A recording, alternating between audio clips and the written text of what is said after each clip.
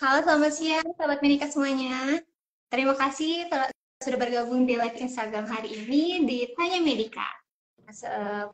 Perkenalkan, saya Alfani sebagai host hari ini akan membahas topik tips dan trik menjaga kesehatan menuju bulan puasa. Ini kita sama Dokter Aska nih. Apa kabar, Halo, Dok? alhamdulillah sehat. Dokter Aska ini salah satu dokter berpengalaman di Medika Antapani. Beliau akan memberikan insight yang berharga dan menarik banget nih. Ininya tips dan trik menjaga kesehatan menuju bulan puasa. Oke dok, kita langsung pembahasan hari ini kali ya dok ya. Boleh, ya, oke. Sebelum masukin bulan puasa ya dok ya, kalau untuk persiapan menjalani bulan puasa sendiri ini dok, biar tetap sehat dan bugar, kira-kira gimana ya dok ya? Oke. Sebelumnya selamat sore dulu buat teman-teman yang udah join nih, sekitar 9 orang hari ini, sore hari ini, yang udah mengalokasikan waktunya. Selamat bergabung, semoga apa yang saya share di sini bermanfaat buat semuanya menjelang detik-detik ya, detik-detik. Kalau kata anak zaman sekarang tuh counting the days ya, menuju bulan Ramadan, yang pastinya kita harus butuh persiapan nih, seperti apa sih yang harus disiapkan agar tubuh kita siap secara fisik maupun kesiapan mental kita ya. Kalau misalnya secara umum sih persiapan ya, yang jelas persiapan itu banyak ya, luas. Salah satunya adalah membiasakan diri dulu nih untuk mempersiapkan tubuh kita, karena pada saat nanti kita bulan Ramadan itu kan kita nggak akan ada asupan makanan nih selama 14 jam atau lebih dari 12 jam. Artinya kita harus siap mempersiapkan situasi tersebut. Contohnya apa? Jadi bisa kita mulai dengan puasa-puasa sunnah misalnya sebelumnya, jadi persiapannya biar nggak kaget, karena nantinya kan 30 hari ya kita akan berpuasa. Nah selain itu untuk teman-teman nih mungkin kan masing-masing punya pola makan yang berbeda ya. Kita bisa batasi dulu asupan gula, atau misalnya kita kurangi dulu nih secara perlahan biar nanti kita nggak kaget, karena gula itu kan tidak terlalu baik ya untuk tubuh kita kalau misalnya terlalu berlebihan. Selain itu juga lemak, kita kurangi asupan lemak, dan juga mulai dengan memperbanyak konsumsi protein hewani, atau misalnya plating makanan kita tuh komposisinya kita ganti nih, misalnya 50% karbohidrat, 30% atau 40%, 35% protein, dan juga sisanya adalah lemak, dan juga sedikit serat dari buah ataupun sayur untuk mencegah konstipasi. Jadi pelan-pelan kita biasakan pola makan yang sehat biar nanti pada saat bulan puasa kita nggak kaget gitu. Dan juga jangan lupa berolahraga ya. Olahraga itu apa aja sebenarnya, yang penting konsisten selama 30 menit dalam 1 minggu, bisa 3 kali frekuensinya, karena biar tubuh kita siap nih menghadapi bulan puasa yang nantinya selama 30 hari ke depan kita akan terbatas nih asupan makanannya gitu.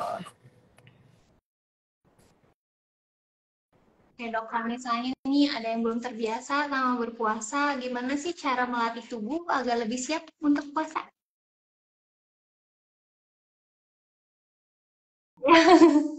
Gimana Oke. dok? Tapi kedengeran nggak tadi? Kedengeran dok, Oh ya, ya. aman. Aman dok? Ya. Ada. Oke, oke. Ya nih dok, kalau misalnya ada orang yang belum terbiasa berpuasa, gimana nih cara ngelatih tubuh agar lebih siap menjalani puasa? Oke. Sebenarnya sih kurang lebih sama ya. Jadi puasa sunnah misalnya Senin Kamis, atau misalnya kurangi cemilan di tengah-tengah di antara waktu makan besar, karena biar kitanya terbiasa, karena nantinya kita nggak akan bisa ngemil ya pada saat kita berpuasa. Jadi kurangi cemilan pada saat di antara dua makan besar. Terus juga makanan-makanan kita kita atur lagi nih platingnya, kurangi makanan yang berlemak, juga kurangi yang manis-manis, dan juga lebih banyak mengkonsumsi protein hewani, karbohidrat, dan juga sedikit lemak, dan juga sedikit sayur ataupun buah untuk makro dan mikronutriennya, biar kita nggak sembelit. Jadi mempersiapkan tubuh juga gitu ya. Kalau kita terbiasa pola makan sehat, tubuh kita tuh akan jadi memori ya. Jadinya pada saat Ramadan tuh kita nggak kaget, nggak tiba-tiba langsung shock gitu ya, kok nggak bisa ngemil, nggak bisa apa. Jadi rasanya lapar, waktu tuh kayak lama banget gitu ya. Kalau misalnya kita udah biasa mempersiapkan tubuh kita, ya insya Allah nantinya akan siap pada saat bulan Ramadan. Paling dok, tadi kan menyinggung untuk yang masalah pencernaan itu ya dok ya. Kalau misalnya untuk penderita MAH atau masalah pencernaan lainnya, kira-kira tipsnya itu gimana dok? Nah, Ada. Oke, sebenarnya penderita GERD gitu ya mah, atau banyaknya sebenarnya istilah masalah lambung tuh bisa GERD, bisa sindrom dispepsi, atau misalnya mah pada dasarnya sama, itu akibat peningkatan asam lambung. Nah itu tuh boleh banget berpuasa pada saat bulan Ramadan gitu ya. Contohnya apa yang bisa dilakukan sih, misalnya nih pasien-pasien GERD ini, pasien-pasien mah ini punya obat rutin. Obat rutinnya boleh tetap diminum, boleh tetap dikonsumsi, yaitu 30 menit misalnya sebelum makan, jadi 30 menit sebelum sahur konsumsi dulu, terus sahur, dan usahakan pada saat sahur itu tidak makan terlalu banyak. Sama halnya dengan pada saat berbuka puasa, jadi makanannya itu porsi kecil tapi komposisinya juga kalau bisa tidak makanan-makanan yang digoreng, jadi yang rendah lemak juga ya. Kalau mau effort lebih, yang dikukus atau misalnya yang ditumis atau bahkan yang dibakar gitu ya, boleh selain yang digoreng. Terus juga utamanya adalah memplanning kapan sih dia makan berat pada saat buka puasa. Jadi kan pada saat buka puasa itu cenderung kita nafsu ya, nafsu pengen segala dimakan gitu ya, pengen makan ini makan itu. Nah usahakan berbuka dulu dengan air putih ya, terus juga makanan yang manis alami untuk mengembalikan gula darah secara perlahan gitu ya. Contohnya kurma misalnya. Setelah itu makan buah juga, karena buah itu pada beberapa orang-orang tuh cenderung menganggap buah itu sebagai penutup mulut ya, bukan, tapi dia dianjurkan tuh sebelum makan justru. Nah pada saat sebelum makan, setelah itu sholat maghrib. Nah, setelah sholat maghrib baru makan berat. Kenapa sih nggak nanti aja dok habis isya atau misalnya habis tarawih? Nah, perlu diketahui bahwa lambung kita itu membutuhkan waktu sekitar 2-3 jam sampai pengosongannya optimal. Jadi pada pasien-pasien yang GERD, kalau misalnya dia baru makan setelah tarawih, misalnya taruhlah tarawih itu selesai di jam 9 atau jam setengah 10, terus habis itu ngantuk kan, tidur. Nah, itu dikhawatirkan nanti akan terjadi reflux atau keadaan naiknya asam lambung gitu ya, yang bikin pasien-pasien GERD atau MAH ini kambuh asam lambungnya. Jadi usahakan tidur itu 3 jam setelah makan terakhir. Jadi makanlah setelah saat maghrib, makan baru aktivitas yang lain. Jadi pada saat tidur tuh tidur tidak terlalu malam. Udah gitu pada saat tidur juga keadaan lambungnya sudah kosong. Dan juga jangan makan makanan yang bersifatnya iritatif pada lambung. Contohnya apa? Sifatnya asam. Kan pengennya makannya gorengan gitu ya, itu berlemak, gehu pedas gitu ya. Udah berlemak pedas, jadi itu double trouble ya buat pasien-pasien mah. Jadi jangan makan makanan seperti itu yang sifatnya memicu kambuhnya asam lambung, atau sifat-sifat yang kandungan yang isinya kafein kayak kopi juga sama ya, iritatif asam, santan misalnya ya, yang seperti itu, atau lemon, jus lemon misalnya. Nah itu yang dihindari. Jadi teman-teman harus tahu sendiri, saya ini intolerannya sama makanannya seperti apa sih gitu ya, karena pada beberapa orang kan ini saya baru minum yang jeruk aja gitu ya, belum lemon nih, baru jeruk aja udah perih. Nah itu sebaiknya dihindari gitu, karena teman-teman yang punya tubuh masing-masing. Itu paling untuk pasien-pasien mah ya. Ya dok, kalau tadi kan untuk pasien mah ya dok ya. Nah kalau misalnya tadi kan untuk minumannya, kalau cara ngatur asupan cairan kita biar tetap terhidrasi gitu dok. Oke.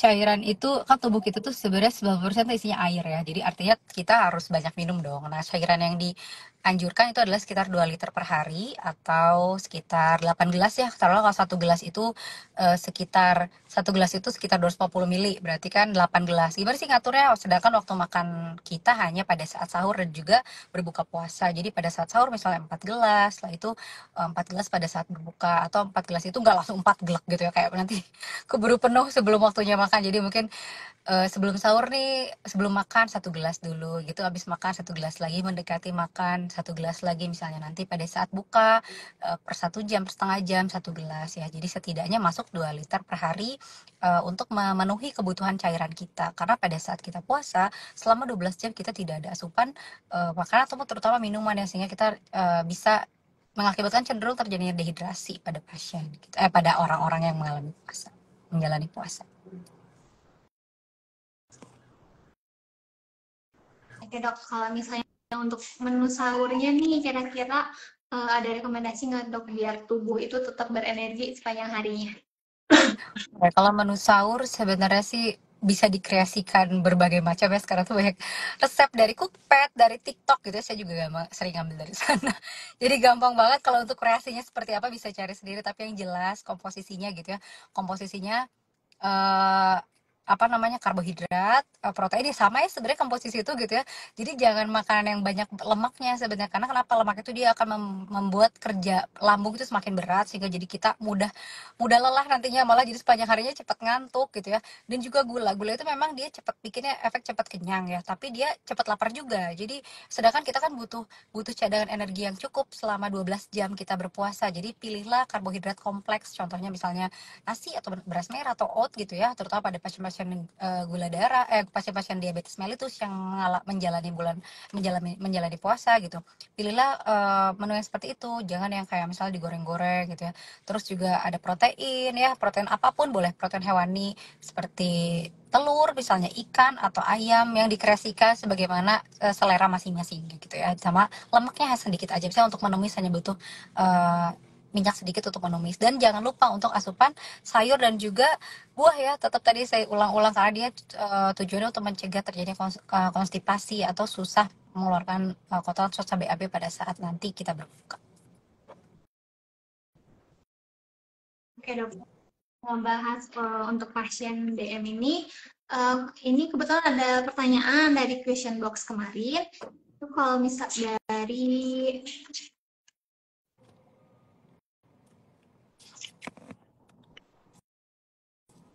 dari @mijn.okname, itu obat DM metformin dan glimepiride saya jadi sehari berapa kali ya kalau puasa, dan kapan dikonsumsinya?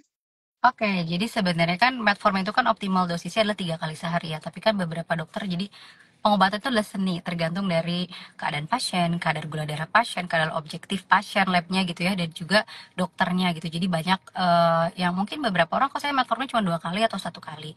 Nah ini sekalian saya singgung ya. Jadi yang akan saya bahas juga adalah bagaimana sih cara mengkonsumsi obat pada saat bulan Ramadan. Karena kan bulan Ramadan ini kita cuma ada sahur dan buka, sedangkan kebanyakan obat misalnya 3 kali sehari gitu ya, metformin kan 3 kali sehari, atau misalnya antibiotik yang 3 kali sehari. Nah obat-obatan itu sebenarnya bisa kita konsumsi, tetap kita konsumsi walaupun dia 3 kali sehari. Jadi usahakan jarak antara pertama kali kita minum obat dengan obat yang kedua itu sama. Misal tetap nih antibiotik amoxicillin misalnya atau metforminnya 3 kali, itu bisa kita minum pada saat buka jam 16 gitu ya, jam jam 6 jam 6 sore, terus jam 10 malam, itu kan jedanya 6, 7, 8, 9, 10. Setelah itu baru pada saat sahur. Jadi jedanya usahakan sama. Misal 5 jam, 5 jam juga gitu. Jadi pada saat yang hari pertama buka ke selanjutnya misalnya jam 6 tadi, 7, 8, 9, 10, jam 11, 11, 12, 1, 2, 3, 4, selanjutnya adalah jam 4. Jadi boleh ya itu tetap dikonsumsi 3 kali sehari. Tapi pada pasien-pasien dengan diabetes mellitus itu harus dikonsultasikan dengan dokter pribadi masing-masing, karena keadaan tiap orang beda. Ada dia kadar gulanya belum optimal, belum stabil, berarti akan ada kemungkinan bisa terjadinya hipoglikemi atau rendahnya gula darah di dalam tubuh kita, atau keadaan hiperglikemi, keadaan yang bahaya ya pada pasien-pasien gula itu. Kenapa sih pasien gula harus rutin kontrol dan cek gula darah? Karena kita nggak tahu kapan keadaan pasien tersebut bisa mengalami keadaan lonjakan gula atau hiperglikemi ya, atau kadar gula di atas 600, atau misalnya gula yang rendah atau hipoglikemi. Nah, itu tanda bahaya pada pasien-pasien diabetes mellitus. Jadi usahakan konsultasikan dulu dengan dokter, apakah saya boleh berpuasa atau enggak. Selain itu juga obat-obatnya tetap rutin diminum. Selain itu obat yang tadi 3 kali dengan jeda waktu yang sama gitu ya. Terutama antibiotik juga tetap harus dikonsumsi dan dihabiskan. Atau untuk dokter-dokter mungkin bisa dipilih gitu ya, obat yang setidaknya 4 kali sehari bisa kita hindari dulu, karena kan susah ya, takutnya tidak lupa atau bahkan efikasi dan efisiensinya malah menurun karena pasiennya juga nggak optimal waktu minum obatnya. Dan juga obat-obatan tertentu yang misalnya bisa kita ganti, misalnya pasien-pasien dengan hipertensi dia bisa minum captopril 3 kali, konsultasikan dengan dokter dok apakah mungkin saya ganti dengan lisinopril misalnya yang hanya 1 kali gitu ya, jadi lebih daya kerjanya lebih panjang, tapi juga frekuensi minum obatnya lebih sedikit. Itu bisa jadi opsi konsultasi dengan dokter gitu. Oke dok, kalau misalnya di luar dari pasien yang memiliki DM dan hipertensi itu, kira-kira sebaiknya memeriksakan kesehatannya, kira-kira kalau untuk pasien yang lain sebelum mulai puasa, kira-kira kapan ya dok ya? Untuk memeriksakan Untuk pemeriksaan secara umum gitu ya. betul dok. Oke. Sebenarnya sih idealnya pemeriksaan kesehatan sebelum puasa tuh boleh, boleh gak sih dok, dianjurkan gak sih? Boleh banget, karena tujuannya untuk apa? Untuk melihat apakah ada kemungkinan ke arah penyakit-penyakit yang mungkin harus kita waspadai gitu ya kalau misalnya kita puasa. Karena kan kebanyakan pasien-pasien di Indonesia ini datang udah keadaan komplikasi ya, jadi jarang datangnya dalam bentuk screening. Dok, sebelumnya saya ini medical record saya ini itu jarang banget ya, kecuali pasien-pasien memang harus dari perusahaannya misalnya. Kebanyakan udah mulai datang-datang baru udah mulai komplikasi, udah neuropati, udah gulanya tiba-tiba 400, atau bahkan ada yang gulanya udah 600 tapi pasiennya fine-fine aja gitu ya. Nah itu bahaya kan, pada saat nanti dia puasa bisa jadi keadaannya malah sampai ke komplikasi dan membahayakan. Jadi boleh banget.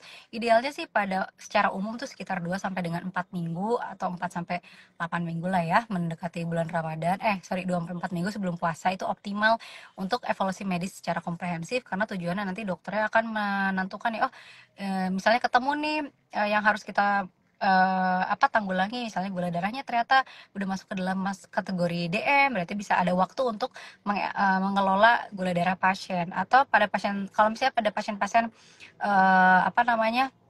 pasien-pasien diabetes mellitus, idealnya itu screening kesehatan 4 sampai dengan 8 minggu Ramadan. Itu sesuai dengan anjuran dari Journal of Pakistan Medical Association. Jadi harus ya itu 4 sampai dengan 8 minggu. Kan banyak juga nih pasien-pasien gula yang belum cek gula udah lama gitu. Aduh dok, saya terakhir 3 bulan yang lalu gitu. Aduh, jangan ya. Pokoknya harus tetap dicek sekitar 4 sampai 8 minggu untuk pasien-pasien yang dengan diabetes mellitus, atau pada pasien-pasien dengan riwayat penyakit jantung sesuai dengan jurnal dari American College of Cardiology. Dia disarankan pada 6 sampai dengan 8 minggu sebelumnya. Jadi karena ada penyesuaian kompleksitas terapi antikoagulan sama antihipertensi pada pasien-pasien dengan resiko penyakit jantung. Atau misalnya yang biasa apa aja sih yang dicek idealnya ya. Kalau idealnya, kita bicara ideal nih, bukan anggaran BPJS ya. Kalau idealnya adalah HbA1c, misalnya HbA1c adalah, karena kalau gula darah puasa itu kan untuk melihat kadar gula darah dalam 1 bulan terakhir kan, itu tergantung apa yang kita makan ya. Tapi kalau HbA1c itu lebih dianjurkan karena dia akan melihat kadar gula darah, memori gula darah di dalam tubuh kita dalam 3 bulan terakhir. Itu lebih objektif ya. Itu HbA1c, bisa terus profil lipid, misalnya fungsi ginjal gitu ya. Kita bisa lihat profil lipid itu apa sih. Kayak kita tahu kolesterol ya. Jadi kolesterol itu nggak hanya kolesterol total, tapi ada LDL lemak jahat, HDL lemak baik, atau trigliserid gitu ya. Jadi banyak yang bisa kita cek. Dan terus nanti dari semua itu dokternya akan mengevaluasi mana nih yang perlu ditata laksana lebih awal untuk evaluasi apakah pasien memungkinkan untuk melanjutkan melakukan proses puasa Ramadan atau enggak gitu. Oke dok, ini kebetulan ada pertanyaan juga dok di kolom komentar, katanya dari Tegaida FTM. Izin tanya dok, kalau di bulan puasa dianjurkan olahraga di jam berapa ya? Lebih baik menjelang buka atau setelah buka puasa? Oke, jadi olahraga nih ya. Sekarang lagi hype banget ya lari. Banyak foto-foto beredar ya, biar di daerah Dago mungkin ya yang suka pada lari di sana. Jadi olahraga tuh boleh banget ya. Teman-teman cari-cari berbagai jurnal pun menganjurkan memang olahraga pada saat bulan puasa itu boleh. Kapan sih waktu ideal untuk kita berolahraga? Yang jelas sebelum sahur. Setelah sahur gitu ya, karena kita udah punya cadangan energi nih untuk berolahraga setelah sahur, pada saat setelah sahur, atau sekitar 30 sampai dengan 60 menit menjelang buka puasa. Kenapa? Karena kita bisa langsung rehidrasi pada saat buka puasa. Jadi kita olahraga dulu nih 30-60 menit sebelumnya. Setelah itu baru kita bisa minum pada saat buka untuk mencegah terjadi dehidrasi. Jadi itu ya waktu yang dianjurkan. Dan olahraganya seperti apa sih?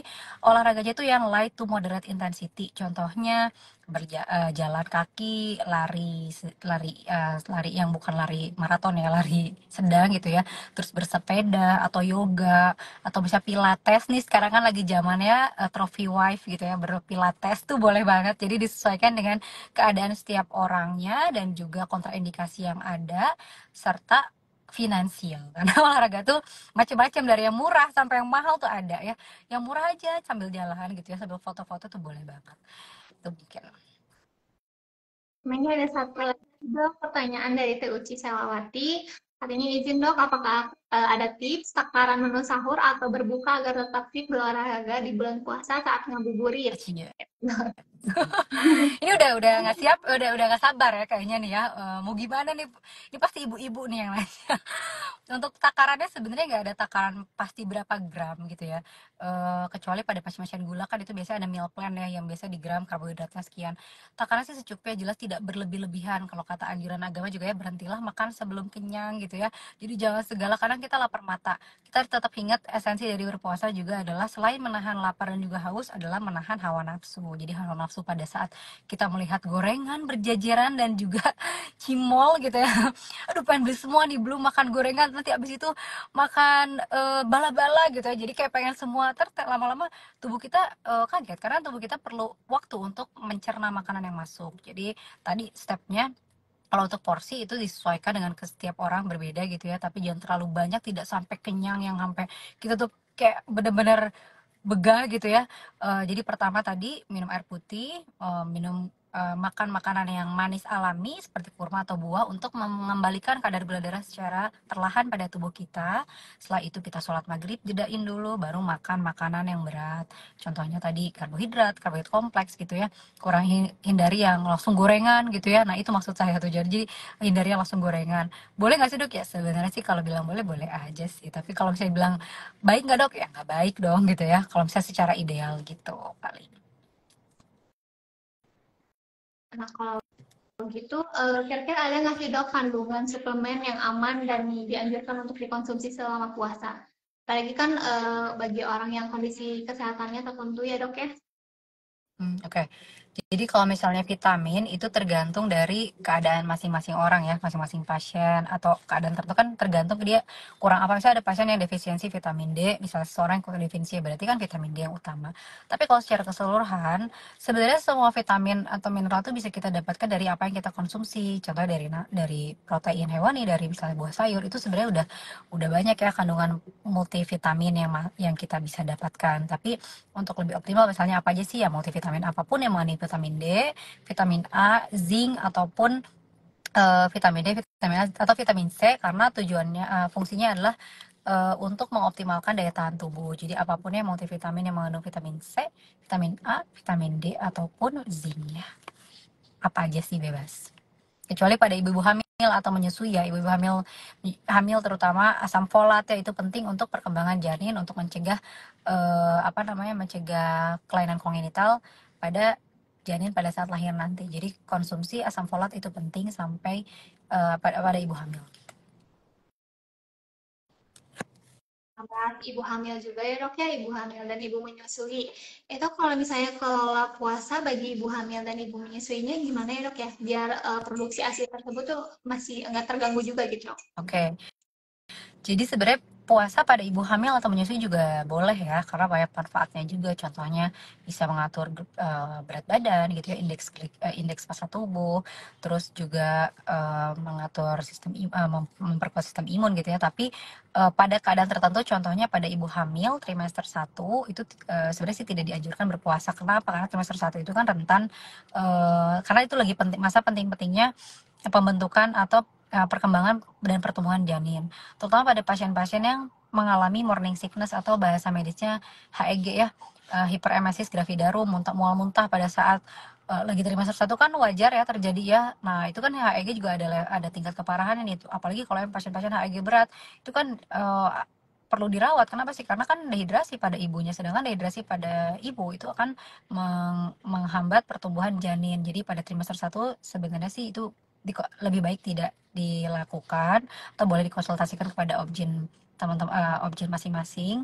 Dan pada ibu-ibu menyusui yang sedang menyusui ASI eksklusif, itu juga pada beberapa dokter juga tidak menyarankan, karena sedang janin itu kan ASI eksklusif itu kan selama 6 bulan sedang dependnya atau bergantung banget sama ASI ibunya gitu ya. Sedangkan dikhawatirkan kekurangan asupan makanan pada ibu pada saat trimester pertama itu menyebabkan pertumbuhan dan juga perkembangan janinnya perkembangan dan pertumbuhan anaknya juga jadi berkurang gitu kan ya.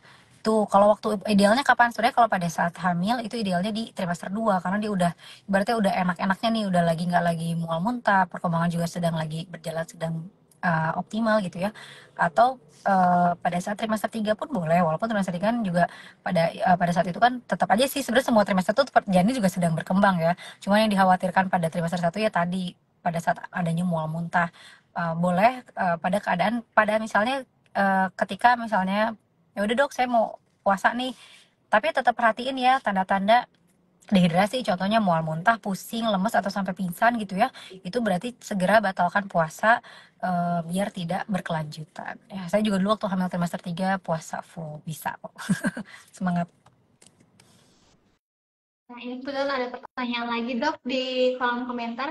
Barangkali ada sahabat Medika yang mau bertanya lagi, boleh langsung di kolom komentar ya. Nah, ini dari Andre Putra 23. Izin tanya dok, apa ada tips untuk menghindari kenaikan berat badan selama bulan puasa? Ya, tips kenaikan berat badan ya, makan nggak berlebihan sih pada dasarnya itu ya. Makan tidak berlebihan. Terus juga kadang gini, dok bukannya puasa tuh harusnya kita berat badannya turun ya gitu ya, kok malah naik gitu ya. Itu kembali lagi gimana nih pada saat buka puasa dan sahur, apakah nih mumpung nih lagi sahur kita harus menimbun makanan sebanyak-banyaknya gitu ya, enggak juga, prinsipnya nggak seperti itu gitu ya. Kalau misalnya sahur kita terlalu banyak makan gitu ya, itu juga bikin apa namanya, perutnya jadinya ya bloated gitu ya, begas sehingga jadinya sepanjang hari itu kita malah mengantuk dan jadi nggak maksimal gitu ya menjalani hari-hari atau menjalani aktivitas. Pada saat buka puasa juga sama, kan lambung kita dalam keadaan kosong dalam waktu yang lama. Jadi ketika kita isi dengan sesuatu yang berlebihan, kerja lambungnya akan semakin berat sehingga nantinya akan memperlama untuk proses pengosongan. Jadi terutama pada pasien-pasien yang GERD itu bikin malah jadi apa namanya, mencetuskan kekambuhan gitu ya. Kalau berat badan ya jangan terlalu banyak aja sih, secukupnya. Dan olahraga sih. Oke dok, kalau misalnya kira-kira ada nggak sih dok tanda-tanda tubuh kurang siap untuk menjalani puasa yang perlu diwaspadai? Oke, yang paling dikhawatirkan dari puasa itu adalah dehidrasi ya. Jadi kalau misalnya tubuh nggak siap, ya tadi pada pasien-pasien yang gula tapi dia nggak stabil, terus sering pusing gitu ya, sering pusing, nggak telat makan aja dikit aja udah pusing gitu, telat makan dikit udah nggak enak perutnya, itu juga sebaiknya dikonsultasikan. Atau misalnya keadaan-keadaan dehidrasi, kalau misalnya kita nih puasa terus dehidrasi, contohnya seperti apa sih gejalanya? Yang pertama haus gitu ya, kehausan. Jadi dehidrasi itu ada yang ringan, sedang, ada yang berat. Kalau ringan sedang kitanya kehausan tapi nggak sampai haus banget atau bahkan nggak bisa minum gitu ya. Terus mulai lemes-lemes, mulai pusing gitu ya, mata berkunang-kunang. Kalau misalnya yang berat bisa dengan apa namanya, frekuensi apa namanya, volume urin yang menurun atau misalnya malah pingsan gitu ya. Itu udah mulai dehidrasi berat, atau matanya cekung, kehausan berlebihan, itu berarti udah dehidrasi berat. Disarankan untuk berbuka puasa gitu, jangan dipaksakan ya, karena sesuatu yang dipaksakan yang tidak baik juga tetap nggak baik buat tubuh kita. Walaupun saya nggak mau, pengen sayang nih puasa gitu ya, agama kita tuh sebenarnya fleksibel ya, Allah juga nggak mengharuskan puasa untuk semuanya, tapi yang beriman bertakwa juga mampu menjalaninya. Jadi ibu hamil pun kan bisa membayar fidyah gitu ya, ibu apa namanya, ibu menyusui juga bisa membayar fidyah. Jadi banyak sudah keringanan dan masih banyak pahala yang bisa kita dapatkan selain misalnya dari berpuasa. Walaupun misalnya kita sayang juga sih ya, tapi lebih baik kita sesuaikan dengan kondisi tubuh kita. Oke dok. Ini barangkali untuk sahabat Medika nih yang mau cek kesehatan sebelum puasa, bisa langsung datang aja dicek ke KPMA ya, ke Klinik Pratama Medika Antapani di Jalan Terusan Jakarta nomor 50. Iya, Gitu. lengkap banget. Nah, ini dok ada pertanyaan lagi dok dari Pak Anzar Aulia. Izin tanya dok, kapan baiknya kita berolahraga pada puasa? Mas Anzara nih kayaknya baru join ya. Jadi eh kapan nih kita dianjurkan waktu olahraga yang baik pada saat berpuasa, waktunya gitu ya. Waktunya tadi pada saat kita sahur ya, sesaat setelah sahur, dan juga 30 sesaat sebelum berbuka puasa, atau sekitar 30 sampai dengan 60 menit pada saat kita mau menjelang buka puasa. Karena pada saat baru sahur ya tadi kita sudah pasti ada banyak cadangan makanan ya, baru makan banget gitu. Kalau misalnya pada saat pada saat buka puasa, berarti kan sudah segera mendekati waktu buka puasa agar tubuh kita bisa terhidrasi dan juga masuk makan lagi nih setelah setelah buka puasa. Jadi tubuh nih nggak kaget dan juga nggak dehidrasi, itu sih. Jadi dua waktu itu ya. Ini ada lagi dok dari Hai Farukanta. Dokter Aska, saya puasa itu saat puasa itu baiknya pas buka puasa tuh yang paling baik langsung makan besar atau gimana ya? Saya suka pengen langsung makan aja gitu. Tanya. Oke, ya itu ya. sebagian besar orang termasuk saya. Saya juga suka pengen langsung makan aja gitu, lapar banget. Tapi kan teman-teman mungkin kan kita bukan pertama kali berpuasa ya, udah tahu ya kalau pada saat berpuasa tuh cepat kenyang ya.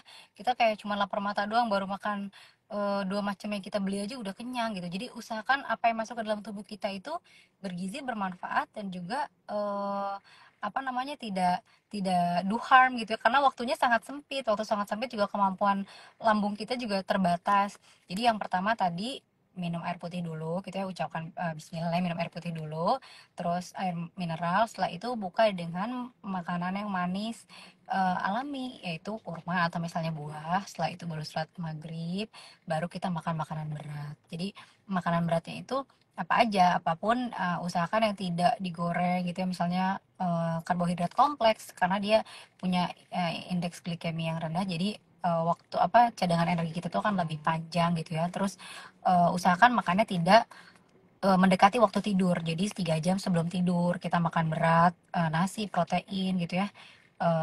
Proteinnya apapun, karbohidratnya pun apapun, bisa nasi, bisa kentang, bisa ubi gitu ya, namanya karbohidrat. Selain itu ditambah dengan sedikit lemak dan juga mineral, sumber mineral, dan seperti sayur ataupun buah gitu. Jadi tetap seperti itu. Jadi nggak langsung makanan berat ya.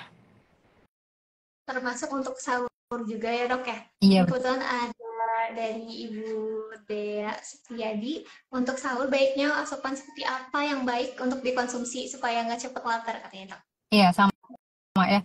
Jadi yang disarankan yang karbohidrat kompleks ya, nasi merah misalnya, terus oat atau misalnya nasi gitu ya, itu bikin cadangan cadangan energinya lebih panjang. Karena kalau tadi saya bilang kalau gula, dia kadang kalau yang manis-manis kan kayak aduh kadang pengen yang manis, mulutnya nggak enak gitu ya.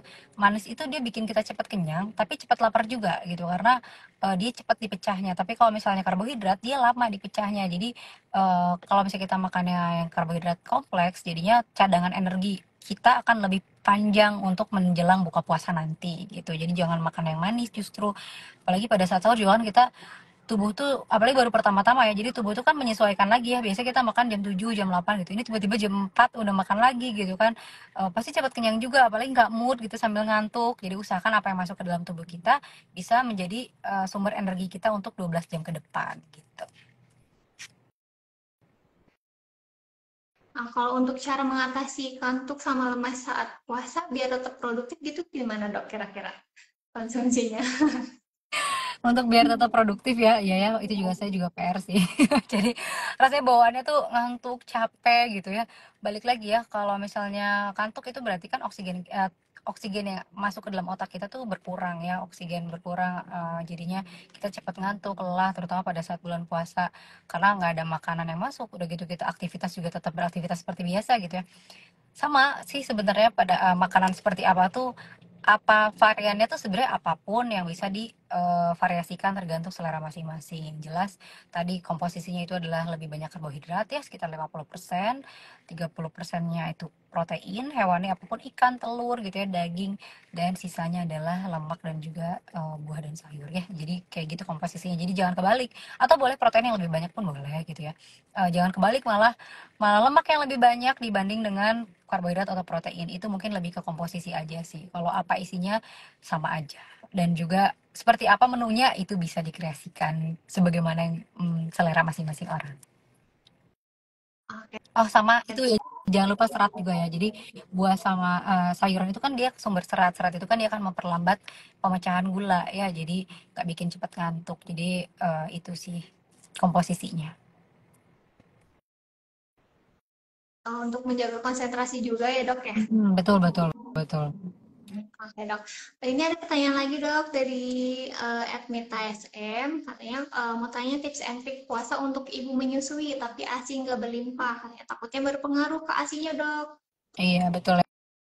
Jadi pasti sih berpengaruh karena kan asupannya berkurang. Tips dan triknya tetap konsumsi multivitamin yang memang dianjurkan ya sama dokter. Kan ada tuh multivitamin yang diminum rutin pada ibu-ibu menyusui yang bisa memperbanyak produksi ASI biasanya kan diminum 2 kali sehari, itu tetap aja diminum pada saat sahur dan juga buka puasa. Atau ada vitamin-vitamin tertentu yang setelah dikonsultasikan dengan dokter kandungannya, kan ada tuh ya kandungan-kandungan obat tertentu yang bisa memperbanyak produksi ASI. Itu juga kalau misalnya memang disarankan dari dokter kandungannya boleh dikonsumsi. Terus kalau misalnya makanan sih tetap aja sih makan pada saat buka puasa dan juga sahur ya. Jadi jangan lapar mata dengan makan makanan yang nggak bergizi karena waktunya ini cuma sebentar gitu. Jadi usahakan yang masuk juga makanan yang berkualitas karena tujuannya kan nantinya akan menghasilkan ASI untuk anak yang sedang menyusui ya. Tapi kalau misalnya ini ternyata malah jadi malah jadi seret banget, itu sebaiknya dikonsultasikan dengan dokter kandungan masing-masing apakah perlu dilanjutkan atau tidak gitu. Apalagi ibu-ibu yang sedang menyusui di periode ASI eksklusif ya disarankan sih nggak dulu gitu.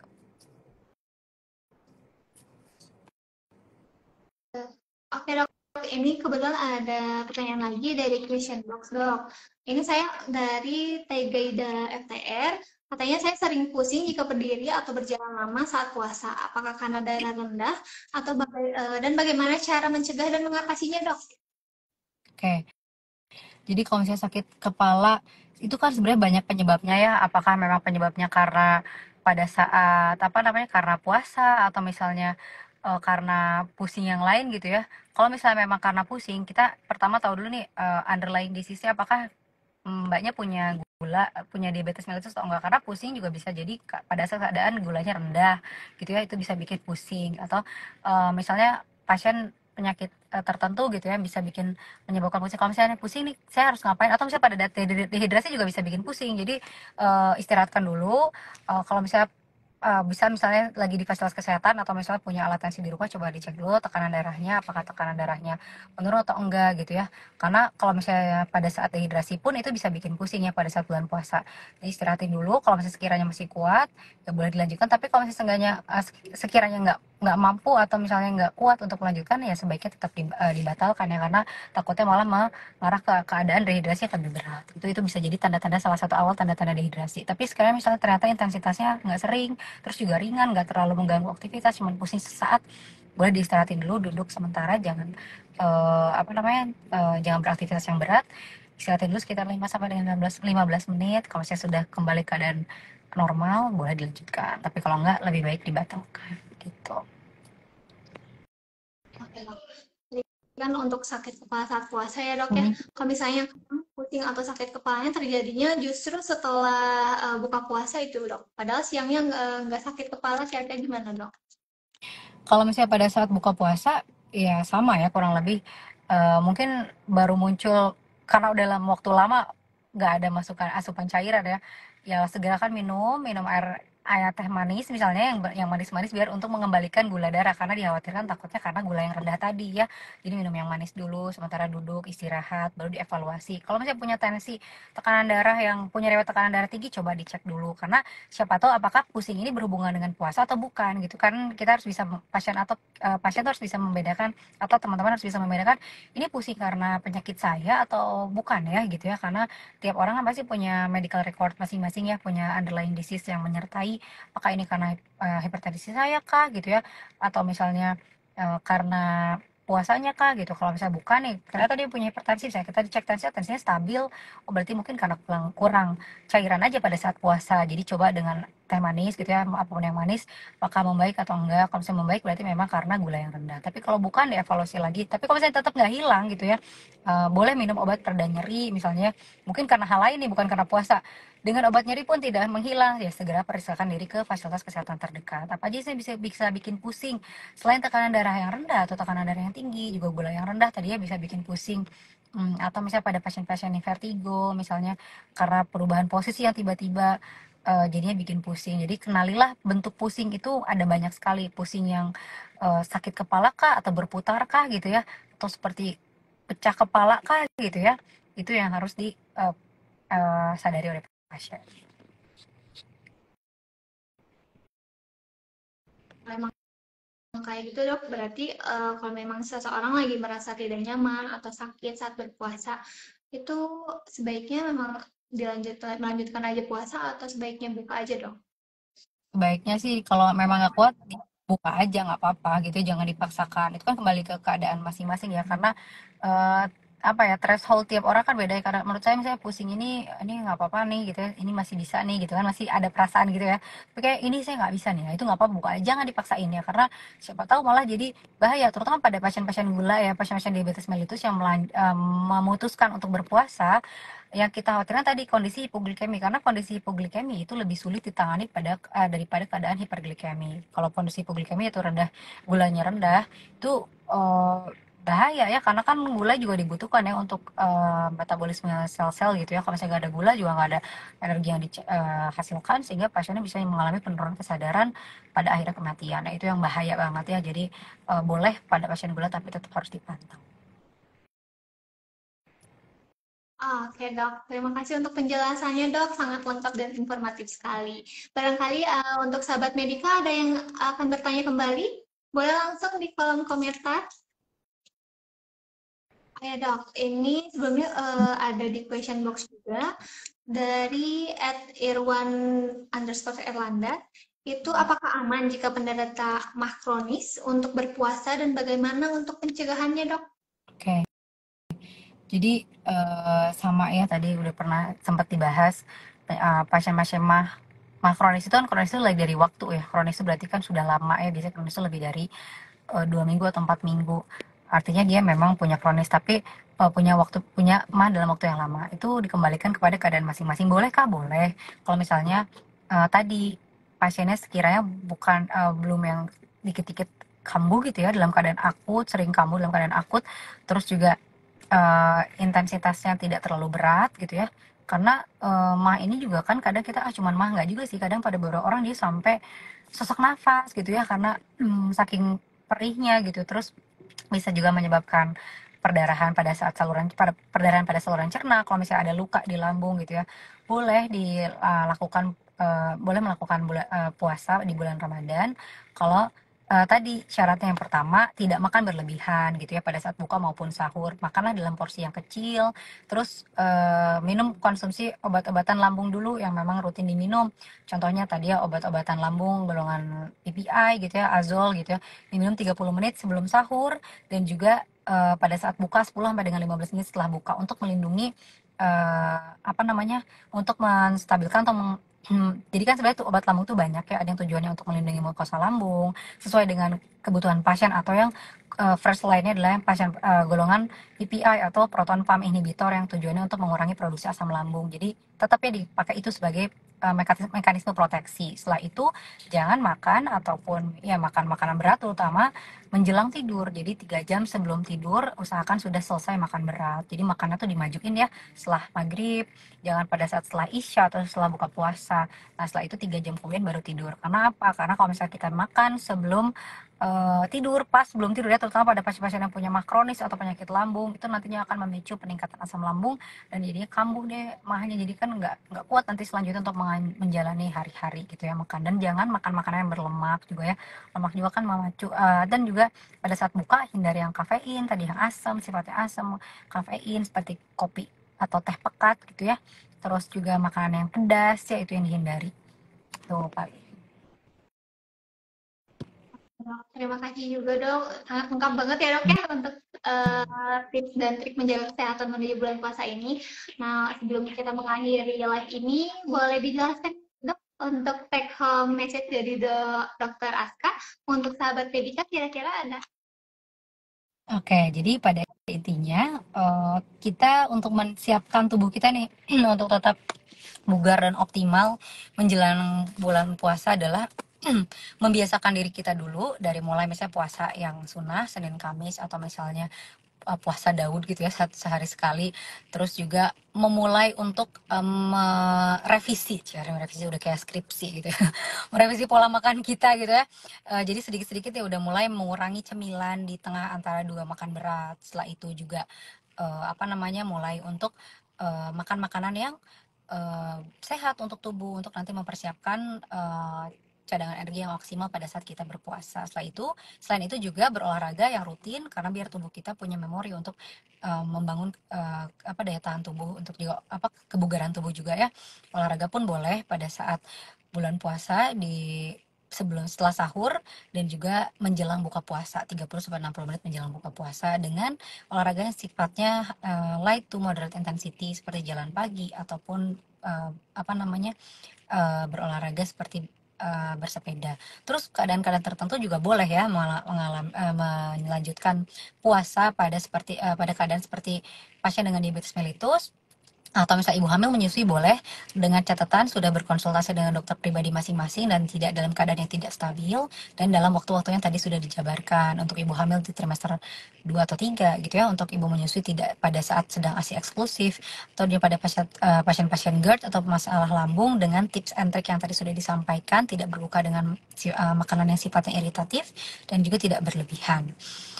Dan juga untuk teman-teman semua yang menjalani ibadah puasa untuk sadar tanda-tanda dehidrasi dan segera berbuka jika bisa rasakan tidak mampu atau tidak sanggup untuk melanjutkan, itu nggak apa-apa ya.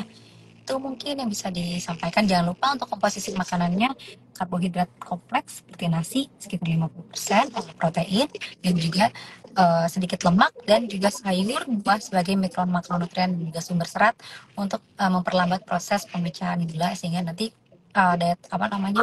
cadangan energi kita akan lebih banyak untuk menjalani proses puasa selama 12 jam.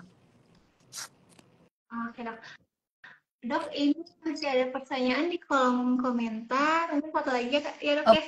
Assalamualaikum, Boleh. saya lagi hamil usia 5 minggu, apakah boleh berpuasa?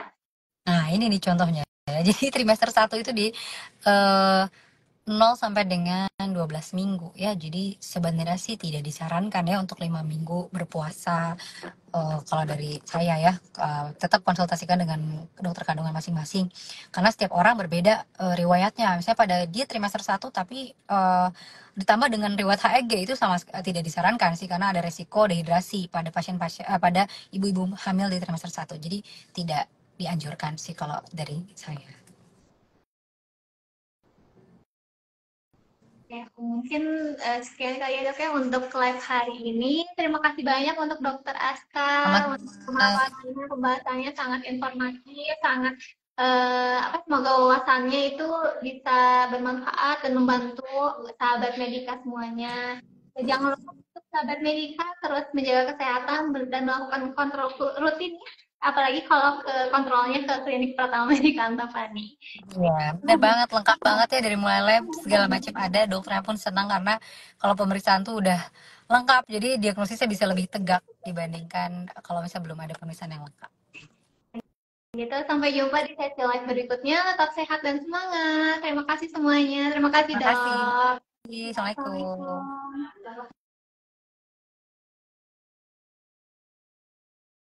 Audio Jungle.